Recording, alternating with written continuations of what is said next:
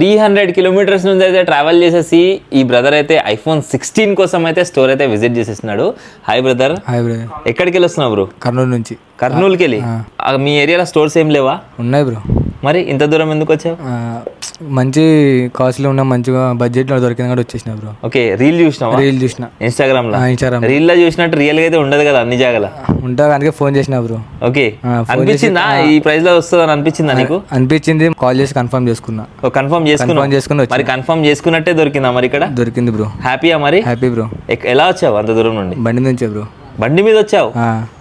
300 kilometres just బండి మీద వచ్చేసి ఫోన్ కొన్నావు? బ్రో. అవునా? అవును. సో చాలా హ్యాపీగా అనిపించింది బ్రదర్ స్టోర్కి వచ్చినందుకు అయితే.